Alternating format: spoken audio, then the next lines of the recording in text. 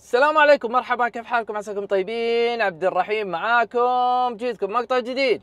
كل ما قلت ابغى ارتاح، خلاص ابغى اوقف عمليات انقاذ، ما ابغى اطلع حق حالات انقاذ. اي احد يكلمني احاول اني اتجاهله، لكن الا وتمر مواقف تخلي الواحد يفكر. يعني لو ما طلعت انا حق الحاله هذه او حاله غيرها، يعني شو اللي بيصير؟ ممكن نهاية الموضوع يعني الحيوان بيموت، فزي الحالة اللي بنصورها بعد شوي. رسل لي واحد من ربعي: هلا عبد الرحيم، في مزرعة عمي دخل عليه هاسكي، ذبح عليه ماعز صغير، ويا الله الحقوا على امها مجروحة، وامسكوه وحبسوه في قفص. طبعا هذا صورة الكلب مو واضحة، بس رسل لي فيديو. هذا الفيديو، هذا كلب دخل وذبح ذيشة في الدمان. لا هنا كله 100 باتشا. واحد موت ماما. لا ماما كله دم. هاسكي دخل عليها. شت. تعال تعال تعال تعال، جيب بكري كله، جيب شيل. فلنفرض ان انا الحين يعني تجاهلت الموضوع ولا تدخلت، شو اللي بيصير؟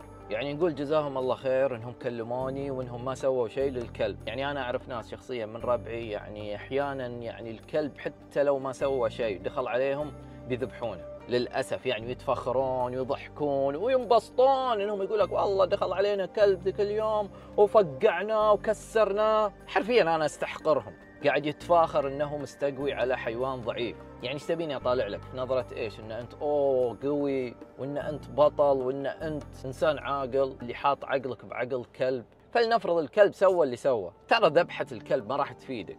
اوكي في لحظة غضب مقهور ان الكلب يعني عفس الدنيا وسوى فيلم، يعني اتقبل ان انت تضربه مثلا عشان تأدبه، تحط حرتك فيه، بس ما توصل لمرحلة ان انت تذبحه. الجماعة جزاهم الله خير مسكوا الكلب وحطوه في قفص عشان يدورون راعيه، بيض الله وجيههم. فلو ما انا رحت الحين واخذت الكلب، شو اللي بيصير؟ الجماعة ما عندهم مكان للكلب، ولا يعرفون يتصرفون معاه، ولا عندهم اكل له، ولا يدرون شلون يعني سلوكيات الكلب، وما يندرى الكلب شنو سلوكياته، هل هو يعني مثلا يهجم على اطفال، يهجم على اوادم. فللاسف في ناس واجد ياخذون كلاب ولا عندهم اهتمام في الحيوان نفسه، ما يوفر له مكان كويس، اكل كويس، ما يحافظ عليه. اوكي ممكن يعني تصير غلطة وانحاش الكلب، فاتمنى يعني من صاحب الكلب انه يصلح غلطته. مو من حقك ان انت تربي حيوان وتخليه يعتدي على حلال الناس. فالحين بروح اخذ الكلب زين وبندور صاحبه، واول شرط بيكون على صاحب الكلب انه يعوض صاحب المزرعة على الاضرار اللي سواها كلبه. ايش ذنب صاحب المزرعة مسكين، عنده حلال ومبسوط بهالتيوس الصغيرة، ويجي كلب ويذبحهم. فكويس ان العامل انتبه، لان لو العامل مو منتبه كان ممكن الحلال هذا كله يروح. وبيني وبينكم انا اتكلم لان قد صارت لي مواقف من قبل. بداية تربيتي الجاك صارت لي قصة تقريبا مشابهة للقصة هذه، وعوضت صاحب الحلال على اللي سواه جاك. فالحين ما ابغى اتاخر على الجماعه، بطلع لهم وبروح يعني على الموقع اللي ارسلوا لي، وان شاء الله انه يعني الامور تنحل باسرع وقت، ونحصل صاحب الكلب ويجي يعتذر حق صاحب الحلال، لان اتوقع انه يعني مو بعيد عنهم من جيرانهم، وما ودنا ان تصير مشكله بينهم، وهالشيء مقدر ومكتوب، ويكون درس حق صاحب الكلب وبرضه حق صاحب الحلال. اي شخص عنده حلال ضروري ان انت تحصن مكانك كويس. احيانا تكون في غلطه، في فتحه انت مو منتبه فيها بين المزارع، تدخل كلاب كذا زي ما صار معاي انا في مزرعتي. ما حطيت اللوم على الحيوان هذا، طبعا انا دائما ما احط اللوم على الحيوانات، الحيوانات هذه تتبع غريزته، وفي النهايه هو حيوان. دائما يكون الغلط على صاحب الحيوانات، يا انه مقصر في حمايتهم او في الاهتمام فيهم، يعني نتكلم اللي عنده حلال، او صاحب الكلب نقول مقصر في الحفاظ على حيوانه. برضو اذا بتربي كلب ضروري ان انت تحط له مكان محصن، زي الحظاير اللي تشوفون عندي في المزرعة. عشان الكلب ينحاش ويقدر يطلع برا المزرعة لازم يتجاوز 5 بوابات. بس الحمد لله إن ما في أمل يوم من الأيام كلب ينحاش من عندي، خصوصا كلاب الهاسكي يا جماعة الخير. أكثر كلاب تسوي مشاكل، أكثر كلاب تهرب من أصحابها، تعض حيوانات، تقتل طيور، تقتل غنم. ما نبغى نتكلم عن المرحوم جاك ايش سوى فيني ذيك الأيام. ويلا خلوكم مع الفيديو. المهم وصلت الحين المزرعة، بس انتظر الرجال يفتح لي. وشنو جبت معاي عشان اقدر اتحكم في الكلب؟ هذا عشان اقدر امسكه وما ينحاش مني. من وين دخل من مزرعة يا حبيبي؟ رفيق وين هو يدخل كلب؟ من وين يدخل؟ يا هي باب هذا مفتوح انا هو يجي داخل. ايه ليل هذا يجي داخل. الباب مفتوح. شوف هذا قصه هو قص. اي قطع الشبك ودخل من هنا. ايوه هذا شوف تونا شارينه. هذا هنا كسر. كسر الباب بعد؟ شوف هذه مجروحه ترى الحين، هذه واحده عبد الرحيم.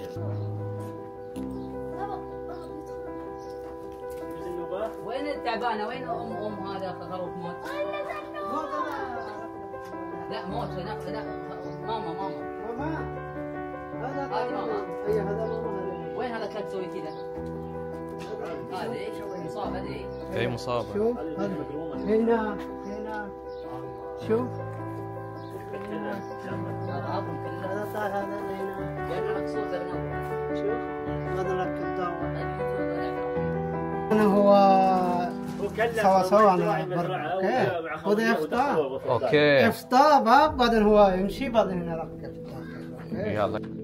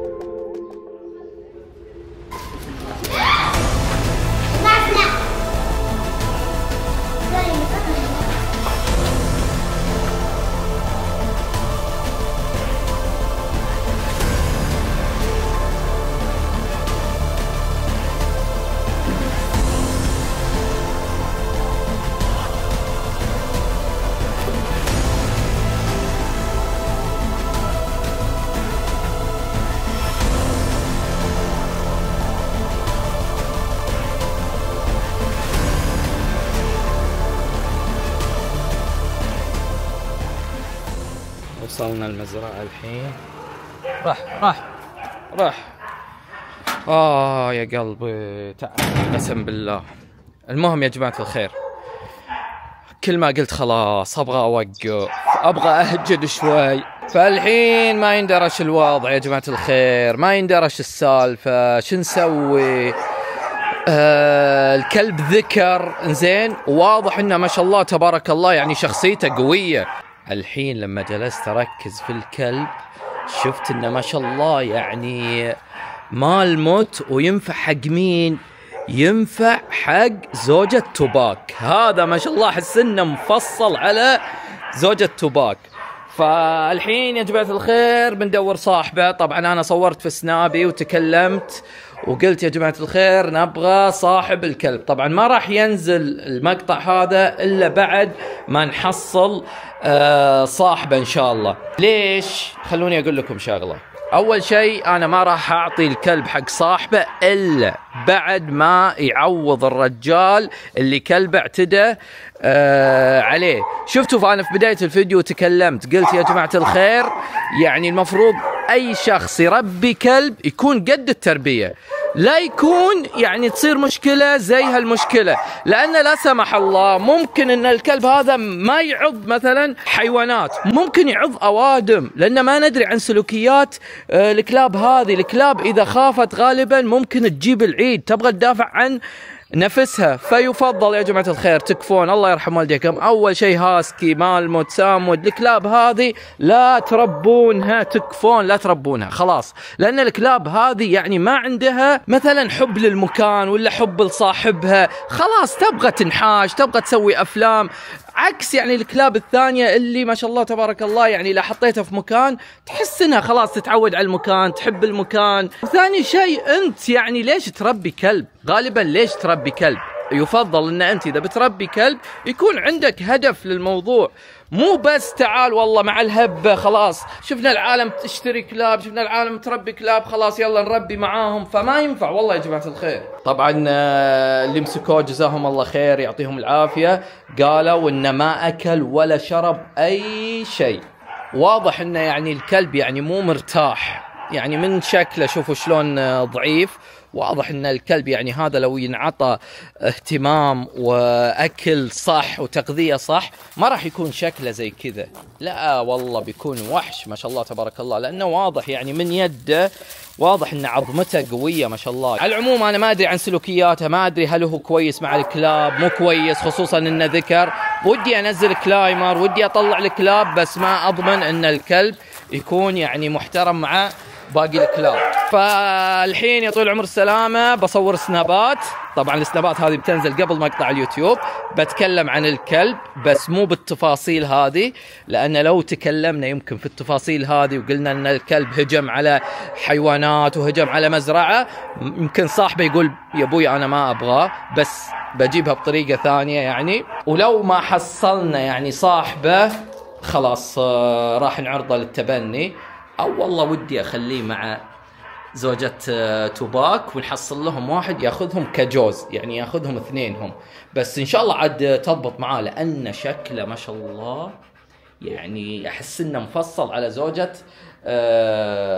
توباك، وأنا صار لي فترة أدور يعني أحد ياخذ زوجة توباك، فشكلي إذا ما حصلنا صاحبه بخلي الشخص اللي ياخذ الجوز. بس اهم شيء خلوني اقول لكم شغله يا جماعه الخير، ضروري تركزون معاي، اللي بياخذ الكلب اذا ما حصلنا صاحبه لا تفكرون انه بياخذه بدون مقابل، من الحين اقول لكم انا بالعاده اكثر الكلاب تطلع من عندي بدون مقابل، يعني بدون رسوم تبني بدون اي شيء، لكن هذا الكلب بالذات لا، هذا الكلب لازم يطلع بقيمه الخسائر اللي خسرها الرجال جزاه الله خير، يقول انا ما ابغى شيء بس قيمة زين الشيء اللي خربه والتيس الصغير اللي ذبحه. شوف يبي يجلس هنا في البراد، بدخلك داخل. المهم الى هنا خلاص وصلنا نهاية الفيديو، يعطيكم العافية، اتمنى صراحة ان المقطع يعني عجبكم، وصاير هالفترة هذه يعني ما اقاوم حالات الانقاذ، كل ما شفت حالة انقاذ احس اني مجبور اني انا اطلع لها، وبس يلا نشوفكم على خير.